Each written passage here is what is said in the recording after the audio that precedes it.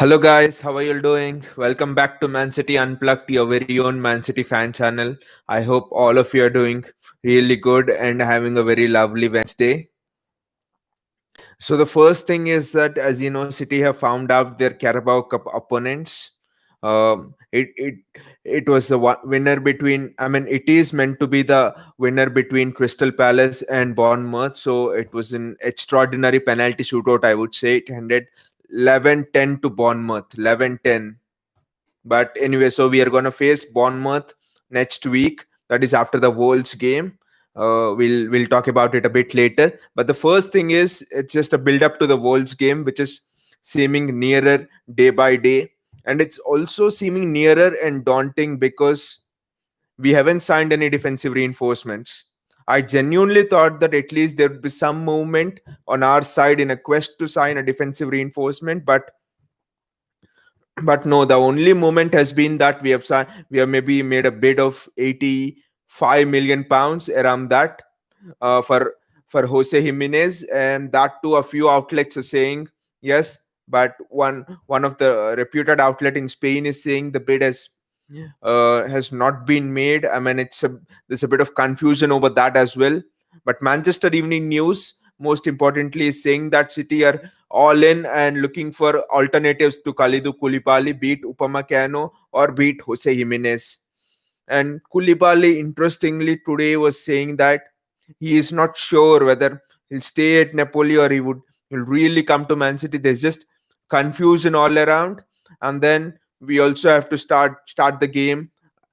I mean, we also have to go to a ground where Pep Guardiola isn't won in the last 2 years. I think he has dropped more points over there. I've been repeatedly telling this over and over again in my videos. Yes, Pep Guardiola has lost more points at Molineux than at Santiago Bernabeu. So, or than against any other manager away. That itself is a very daunting task. And I mean, it's not that we are playing a Real Madrid or we are playing a Liverpool that even though we go with our best team we cannot defeat them. The tactics are really something which we cannot overcome. No, there's nothing like that. The tactical plan of Wolves is simple. Even if you ask them 2 weeks before the match, they'll say sit back and hit them on the break. Sit back, be brave in the midfield, hit them on the break, use our pacey wingers and pacey strikers. We have faced the problem year on year, and year on year we have faced Wolves at a bad time, I would say, at a time when one of our main defenders were injured or they were not there. Last time Laporte was not there. Before that, if I'm not wrong, Zinchenko was playing at left back. Mendy was injured and he got exploited on that side. So it was always, I mean, that could be used as an excuse, but instead of that, we should think how can we overcome Wolves, because that excuse is there even now. We don't have any defender, and I don't think we can make a signing quick enough to make sure that central defensive partnership will turn out to be really strong. We can't sign Koulibaly and Jimenez in the next 2-3 days. Come on, that is not possible, and expect them to start against Wolves, even if we manage to sign them in the next 2-3 days. So who is the? I mean, practically speaking, who is the central defensive partnership we should look at? I mean, assuming Amaric Laporte is out due to him testing positive for COVID and him in that isolation for 2 weeks or something. So, who should be starting in the central defensive partnership? Can you give me two players? Nathan Ake will be one, and who will be the other? Would you play Otamendi? I don't think, because there's no physical threat over there against Wolves. I mean, apart from corners, that is normal. But other than that, is the striker of Wolves physical? No, he's more fast than physical. So that means Otamendi was turned on his back the last time when he played against Wolves by Adama Traore. So Otamendi for me is a big no-no. And then the next option you have is John Stones. John, he's not the quickest, but that is not something that will concern me. He's faster than Otamendi, but he's not having the best of confidence with him, because against Wolves they will be camped inside their half. So the thing is that we'll have a lot of ball, but against Wolves, it's in transitions that the game will be lost. 1-2. Are we able to prevent transitions really well? Are we able to really attack fast? The entire game will be really based on transitions. Wolves always win against us on transitions. They do fouls at important moments, and they really are brave in the midfield. And in two passes, they're out. In two passes, Raul Jimenez or Adama Traore is out running at our centre backs. And in that case, it is impossible to cope, I would say, if that situation happens. So, according to me, I would personally prefer Eric Garcia to play with Nathan Ake. And why Eric Garcia? I would say it's because positionally, out of all the available centre backs, he's he's very good. Yes, he doesn't have pace, but then he's positionally very good. Now, you don't have pace doesn't mean you can't defend against fast strikers, but you should have positional sense. And Otamendi doesn't have good positional sense as well. So that is the reason why I prefer Eric Garcia or Otamendi. I mean, John Terry didn't have great pace, but still he's one of the top defenders in the Premier League. So pace doesn't mean everything. Do you have that intelligence? Do you have that positional sense? And Eric Garcia, for me, for those reasons, is he sniffs out danger fast. So for those reasons, Eric Garcia with I would partner Eric Garcia with Nicolas Soto. I'm sorry, I would partner Eric Garcia with Nathan Ake. So apart from that, I think one mistake which we should not do is concentrate too much on our central defensive pairing. Instead of that, the game is. This could be a huge delusion that you might think that the game against Wolves will be won and lost because of the central defensive partnership, and that's one trap which we should not fall into. Because, like I mentioned in my previous videos, it is not because of defense that we lost the title last time. Yes, Laporte was injured. I do agree. The defensive partnership was weak, but then we were too easy to play through in the midfield. Our press was not on the point. If our press is on the point, if our CDM, Rodri or Fernandino, whoever it is, can sense the danger fast enough, our centre backs will never be exposed. We'll get numbers back.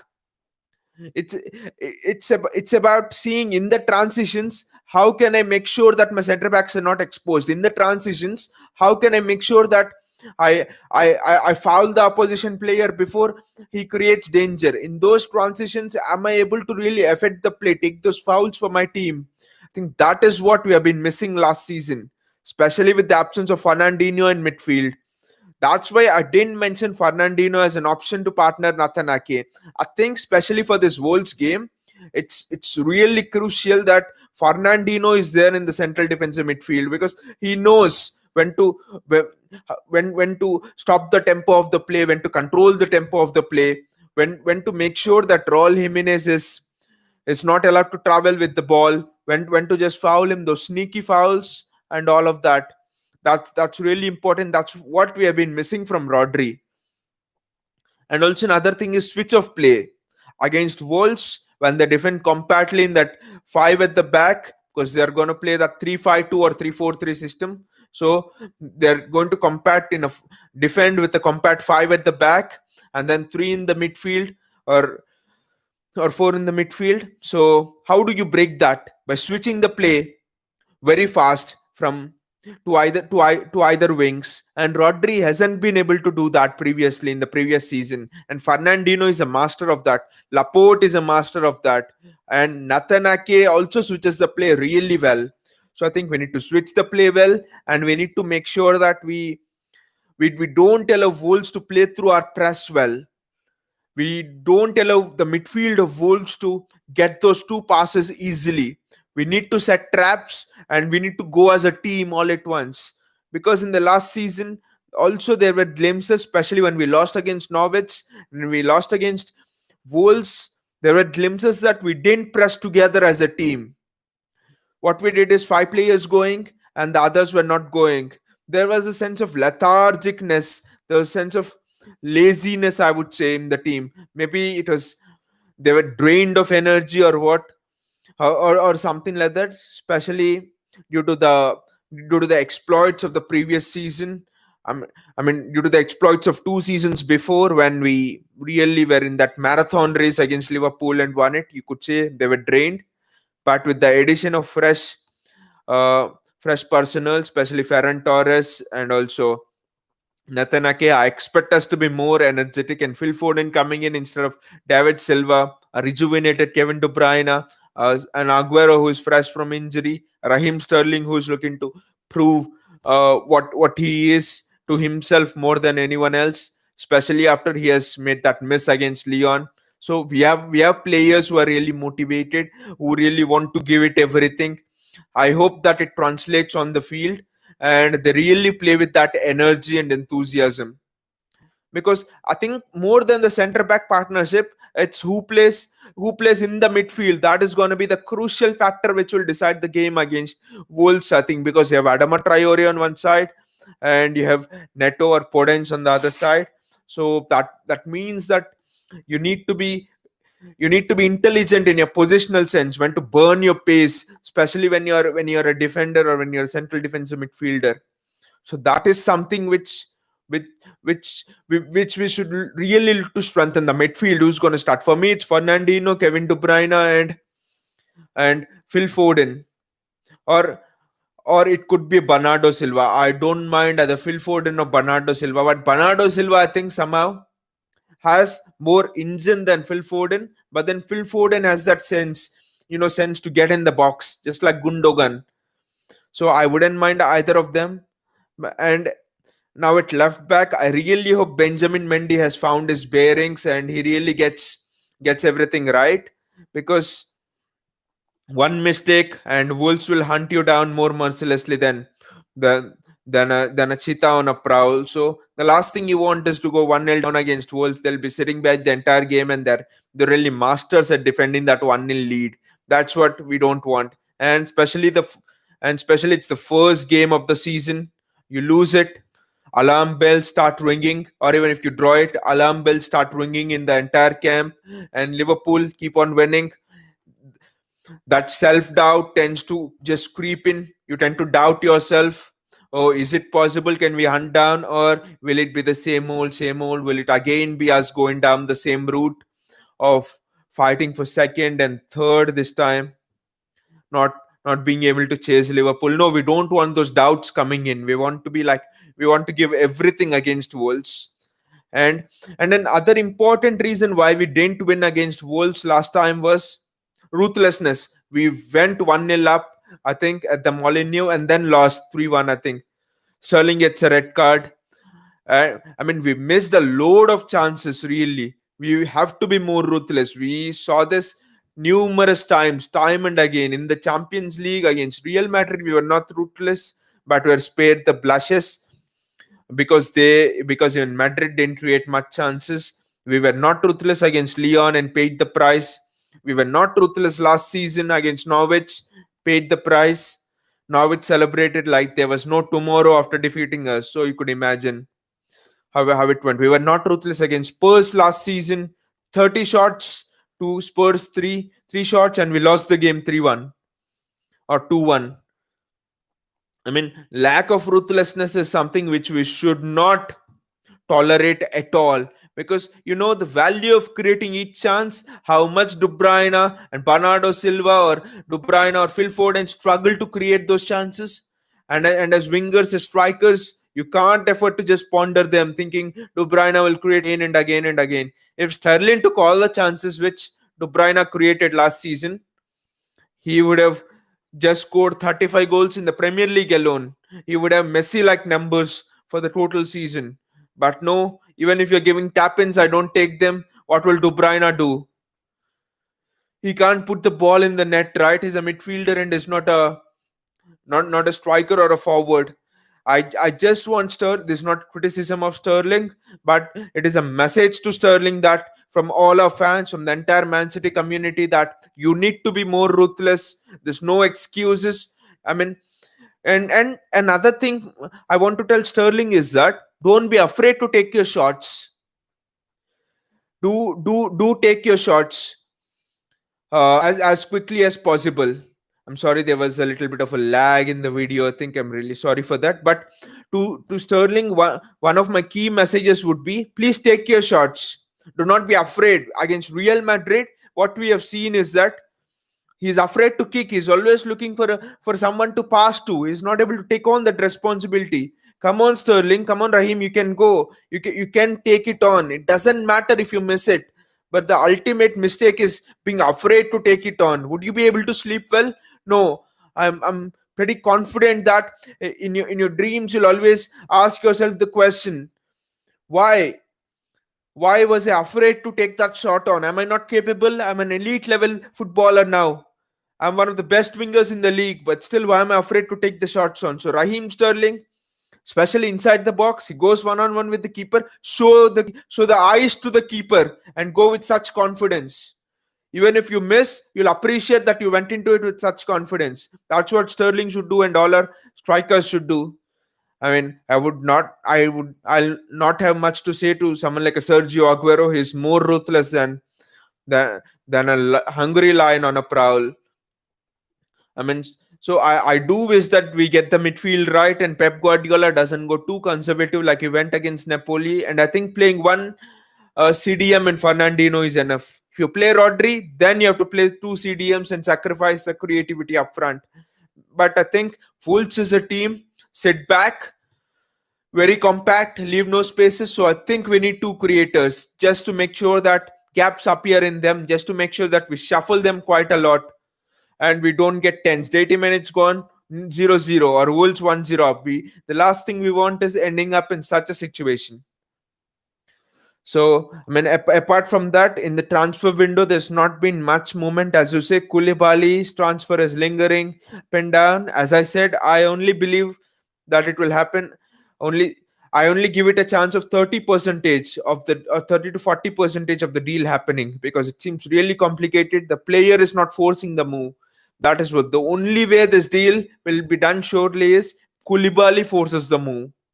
Otherwise, if City has to meet the release clause, they are thinking we might as well offer that money, the same amount of money to Upamecano or to Jose Jimenez, who are much more younger. Jose Jimenez, for example, is 25. He'll have 7-8 years to give to City when compared with Koulibaly, who will not have much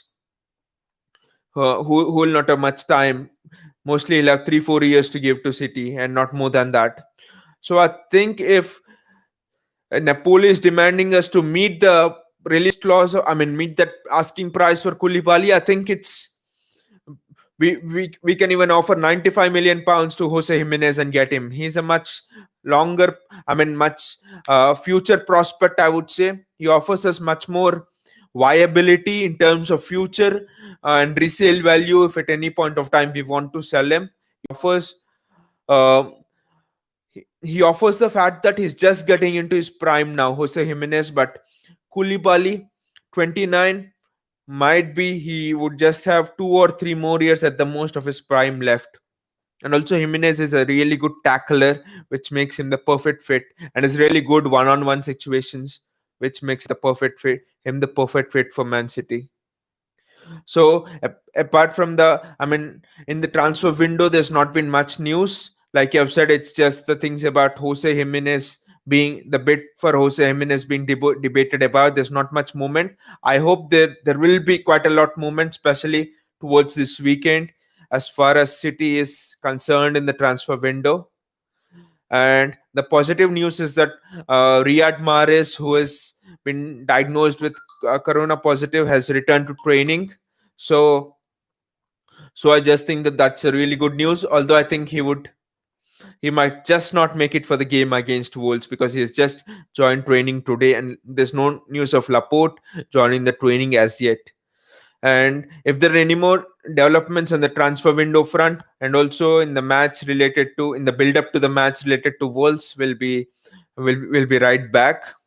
Also, I just hope that you all are really enjoying the content. Do like the video if you are enjoying the content, and also do click on the bell icon and click on the subscribe button so that you get notifications whenever I upload new content. We'll be coming almost every day with new content and news related to Man City and how are we going in the transfer window. To be honest, the transfer window has really been a bit dull, especially with the intensity with which we have started it, signing Ferran Torres and Nathan Ake. And then I think the Messi issue somehow has a big player there, somehow has tempted all of us, the entire City board, that yes, we should get him. It's now or never.